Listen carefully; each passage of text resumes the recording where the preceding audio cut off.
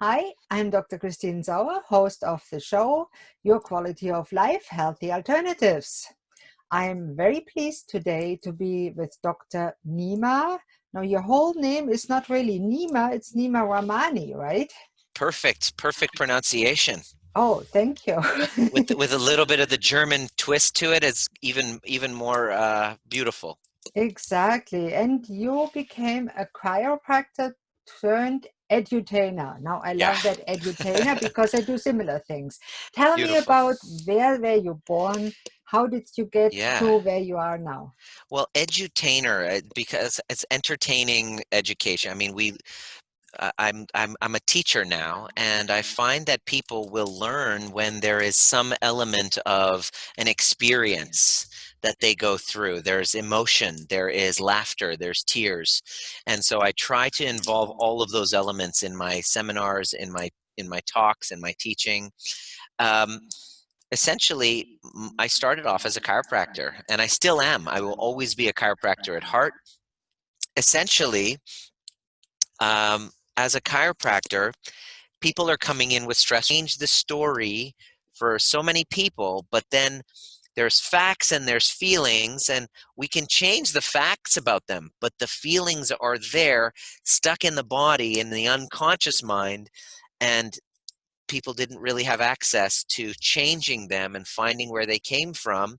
And so I started to implement that into my live trainings. And now, with the development of the internet and all of that, I now have, uh, you know, programs online, live events, breath work, inner child meditation, and I do it in a fun, entertaining way. And I do trainings that help people bring them back into the somatic experience of feeling safe in their bodies so that they can then turn around and have safety in their relationships and then feel connected to their purpose and their spiritual calling. It all begins in the body, and that's where my training has now led me into teaching. Now, I really love that because it is so true. If we don't address all aspects of a person, the body, the mind, the spirit, I always compare it with the cell phone, that people understand that analogy. It has a hardware, the battery has to be charged. The same for us, the body. Or I'm a brain health coach, and I said the cell phone has to have software, Android or Apple. And if that doesn't work, you can't watch your Netflix movie. And for us, it's the thoughts and emotions. But there's a third dimension. Without it, you can't watch your Netflix movie. And you know it's there, but you can't see it. It's called Wi-Fi, internet for us. It's a spiritual perspective. And suddenly it clicks with the people and they say, hey, that makes sense. And I love that you teach it in the same way. And it's so true. People need to realize they need to do everything. There's no mental illness. And my teacher, Dr. Amen, says there's brain struggles. And you have Yeah, to address it from all areas. So true. I yeah. love that. This is it's really an understanding of the nervous system. We have now grossly misinterpreted all of these disorders, and they're just various states of adaptive protective mechanisms of the nervous system. And once you learn to become a master of your nervous system, everything else translates into your life in a different way. That is, Secure, that is the name of the game is secure attachments. By creating safety and security inside, I can now create safety in my relationships. And then the next frontier, which I've been working on, is secure attachments with work. To be able to, because I couldn't unplug from work, I became codependent with clients. And so breaking from that codependency is the work. and that's tough because many of us in the helping profession become workaholics. And I love that you, as a chiropractor, said, and I love my chiropractor because I have a very bad back, or I used to have it. It's all gone. But uh, the chiropractor has the adjustments of the nervous system, of course. And as you Very said, helpful. it is very helpful. But what can you do if they need a deeper adjustment? And I love that you develop the methods to adjust more than just the spine as a Yeah. chiropractor. Lovely. I call it the adjustment above atlas, the atlas being the first vertebrae. We adjust our thoughts, and it's really about where I'm placing my attention. And so uh, giving people the tools to be able to take the trigger. And here's what I found is the hallmark, is the holy grail of human achievement. Here it is. Are you ready? Is the ability, as Viktor Frankl says, to expand the space between stimulus and response. He says, between stimulus and response, there's a space. In that space is our freedom to choose, and in that choice lies our growth and our power. And so most of us unconsciously are being led and governed by these old complexes that are still stuck in our body. So when you say something or your voice raises towards me just a little bit, then my body clenches up because it remembers my father. And that physical reactivity is not um, transformable just with cognitive thought alone. It must be addressed in the body. The tears must be felt. You must connect with that younger part of you, our younger parts that we abandoned in service of approval. And this conditioning that we do leads us to the place where we're disconnected from ourselves. We don't know who we are. Because of those traumas, we've abandoned ourselves. We don't know who we are. We please others. We tolerate abusive behavior. We attract people in our lives who are a match energetically for our own conditioned self-abandonment, unworthiness. We meet somebody exactly at that same level, and the toxicity that happens in the relationships are all just a um, kind of a projection of those unresolved wounds. So the answer is always to go back and to find those wounds and to, do your own kind of chiropractic work on your own unconscious wounding. And when you do, all of a sudden your emotional maturity develops. You start to learn how to parent the younger part of you that wasn't properly parented, because parents didn't have they were at the effect of their own woundings as well. And you take that responsibility, and then all of a sudden you feel safer in your body, and every relationship around you starts to change. Your self-esteem starts to soar. You feel worthy and deserving. It's very powerful. I'm sure it is. And I don't know if you know enough of my history to know that I was just a doormat, like I call it, like you are describing about when I came to Canada. My ex-husband was abusive in that relationship, not physical, but hey, there's worse than that. But I broke free and I learned the meaning of assertiveness. I don't know if you're aware of it, but in German, there's no assertiveness. You're either submissive or aggressive. There's no There's no holy middle. middle. Mm. Yeah. The secret of it is to become iron, but yet flexible like rubber. And this is a very uh, what's the word I'm looking for? Very, very subtle nuance, because we all try to be iron, but the thing is that we're not flexible and bendable. And so or you're like you just explained, you're a complete doormat with no spine of your own, and people will walk all over you because you don't know how to set boundaries. This is kind of like the codependent.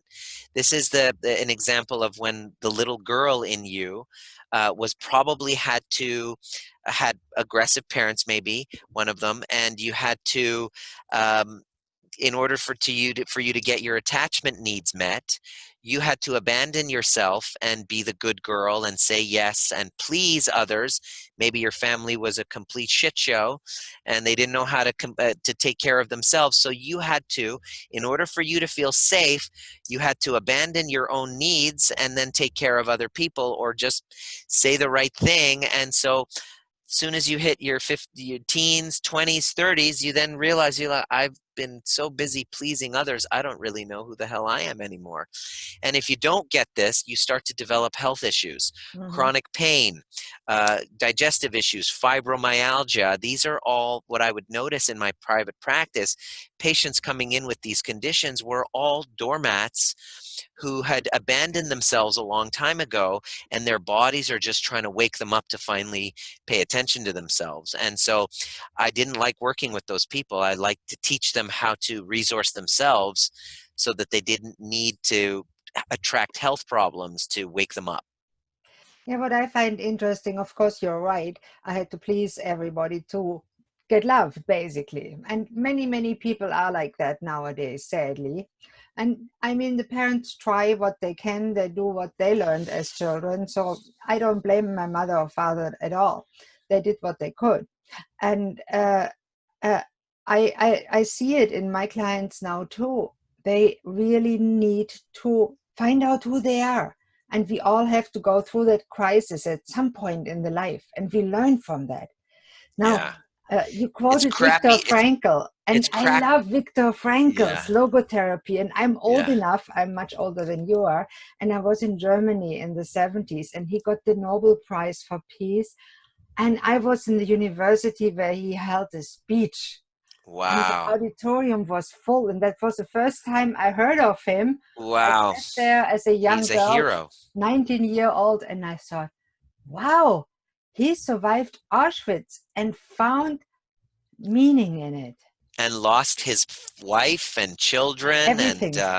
He lost yeah, meaning. everything, but Yeah.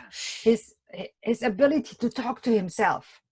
100%, exactly. What a And so man. that's our journey, is to find meaning in our struggle. And so I created the methodology for um, finding that. It's a tool, which is a self-inquiry tool that not only cognitively changes the story, but gives you access to the younger parts of yourself Mhm. in the body that are still victims of those circumstances, Right. and to be the one to rescue and to reparent that younger self. And so it's an advanced kind of inner child dialogue that helps to heal those old wounds and to resource and to find that strength and meaning within oneself No, when at first you were lost.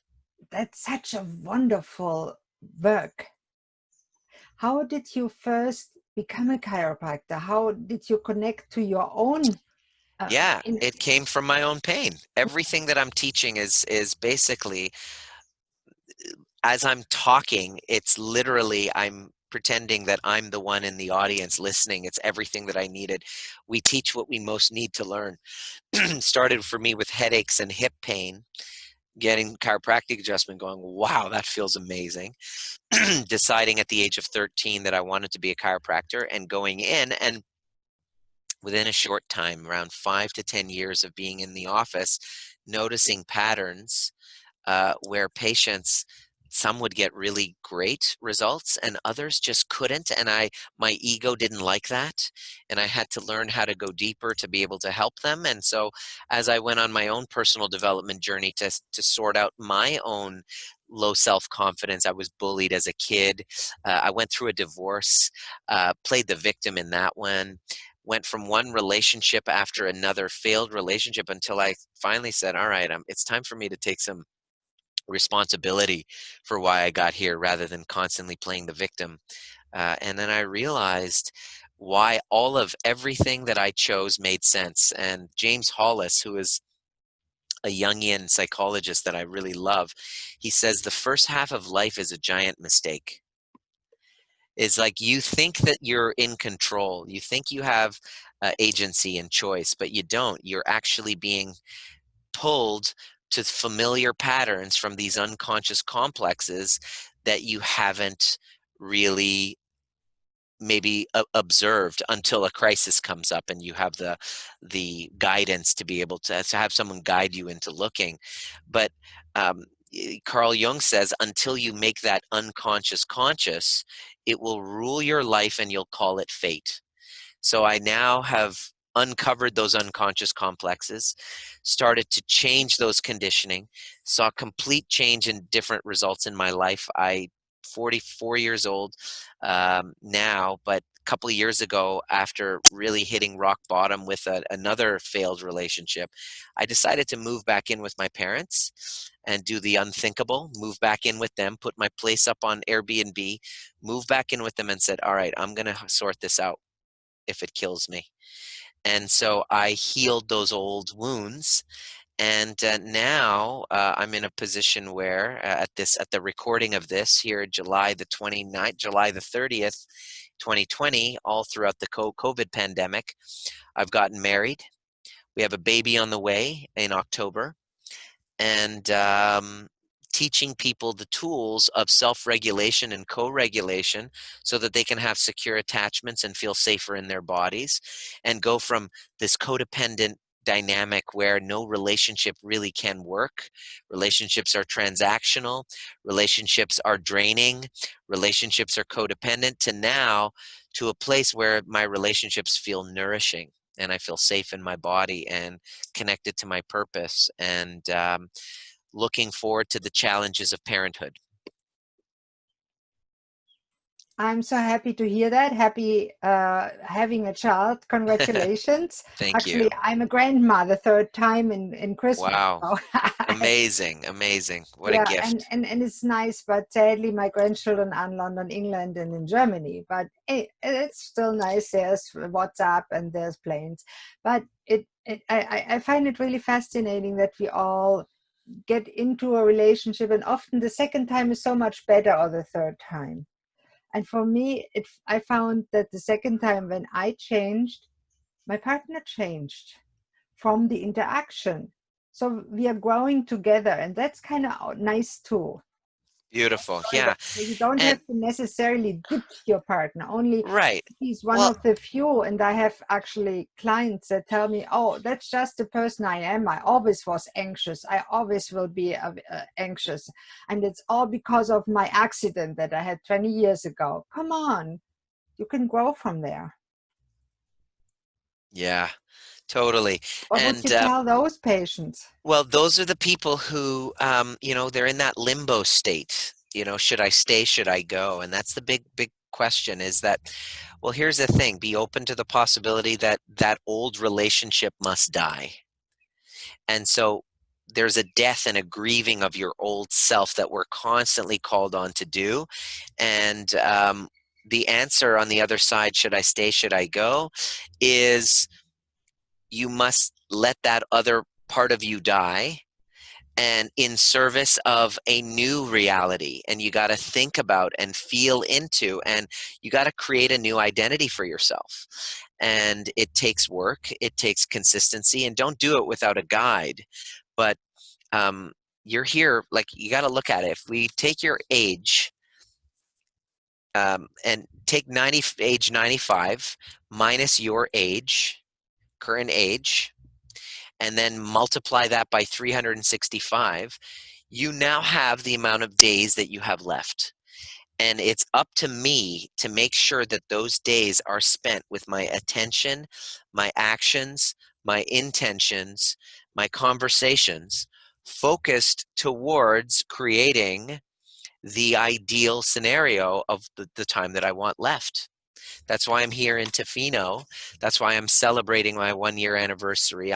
I'm choosing a life over the 18,000 and some odd days left to consistently choose celebration, to choose acknowledgement, to choose where I want to be spending my time, what I want to be doing, who I want to be doing it with. And we forget that we have agency, we have choice.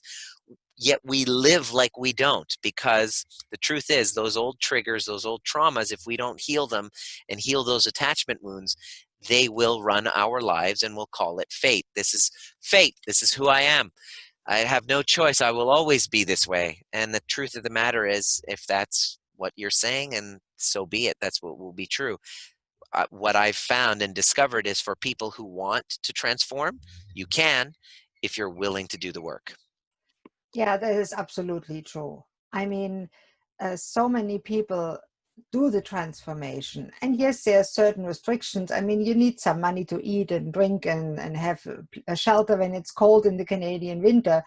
Uh, and everybody needs that. But beyond that, we have the choice to do anything. And Maslow's pyramid goes higher up than just the physical requirements. We have so many levels, and we can always reach a newer level, a higher level, and it's just wonderful. We just moved here. It's a smaller house, just a 2 bedroom. It's all we need. And it's wonderful, and I don't mind being here in a closet with a little brick background, because when I go out and take my dog for a walk, it's just beautiful. There's woods, there's other people to talk to. It's lovely, Simplicity on the far side of complexity. right? We don't Beautiful. need that much stuff. We downsized from 3,000 square feet to about 1,000, It's beautiful. and I don't miss nothing. Yeah, amazing. It's amazing how much of it, when you look back, was governed by ego. You know, I was like, I want the practice, the chiropractic practice with Mm. 11 practitioners and 7 staff members. And I got to walk in feeling like Mm. I was the master, I was the king, I felt good. And it's like, oh, that was all ego that I needed to prove to myself that I was worthy. And then I'm like, now I just have my small team of people. We have my small team of coaches, simple life. Yeah, simplicity on the far side of complexity. It's part of growing up, isn't it? It's so much more rewarding. And I know I had my big practice in Germany. I run it up from 0 to 8 or 10 employees and 3 doctors. It was great. But What kind of practice I was it? was What? a dermatologist, allergist, family doctor, and phlebologist. So I did a lot of Wow. surgery, and I did everything that a dermatologist in Germany does, which is way more than here. Autoimmune diseases. It was Yeah, cool. I enjoyed it, amazing. except for the paperwork. But Yeah. of course, I neglected myself. Yes, I of mean, when you course. see 120 patients a day, you burn out. And what happens? The burden you carry is too much. And for me, Totally. my back broke. There you go. Literally, a disc That's it. slipped and put me in the hospital. That Yeah, was the it's like beginning from the end, no more taking care of other people. It's all time to look after you. You can't avoid it anymore. right? And that was a teaching moment. And then my 100%. ex killed himself. So another woman, Wow, another trauma for you to unpack and right? learn and grow from. And it was an amazing experience in the end. And I'm happy I came to Canada and I'm here. It's all makes Beautiful. sense in the end. It's beautiful. Now, Wonderful. you go in the shade, it's too hot, Yeah, too no, much sun, I'm just right outside the campfire, and I just grabbing another piece of wood to throw in before I lose my interesting conversation by the campfire for me. Hey, I love campfires. My husband, my now husband, he used to cut and split firewood Oh, beautiful. as a hobby. So he can't do it no more because he ruined his knees and shoulders doing working as a floor layer. But it happens. Mhm. But it is wonderful in British Columbia. You have the bigger trees. It's here nice in Nova Scotia too. And what can be nicer? Campfire and warming your hands and meditating. Oh, yeah. Mm. Yeah. Alrighty, so what do you want to say the listeners and watchers? What do you Well, want to leave them with? How can they contact you? How can they learn more about you besides the link that I put underneath yeah. the video? I have a group. There's a group that I have, Facebook group called Trigger Proof. I do trainings very often in that, answering questions. That's the best access to me there. Um, I have let me give that to you right here. I have a Mhm. training, a 90-minute training called Becoming Trigger Proof, where I literally show you how to the steps it takes. drnima.com BW1, and I'm giving you the promo code for it. Cool. Can I share that with my viewers? That's exactly it. Excellent. There it Yes, there is. you go. Yeah, Promo code. got it. There you are. Promo code is Trigger Proof. It's a 90-minute training that teaches you the steps of healing those attachment wounds, expanding that space between stimulus and response, as Viktor Frankl says. And yeah, any other questions you want to reach out and chat, you can do a discovery call. There's application. Anybody who is committed to the process of healing their attachment wounds so that they can then go from this limbo state, knowing what their purpose is, learning how to emotionally regulate, healing their relationships, and really creating a feeling of safety in their bodies.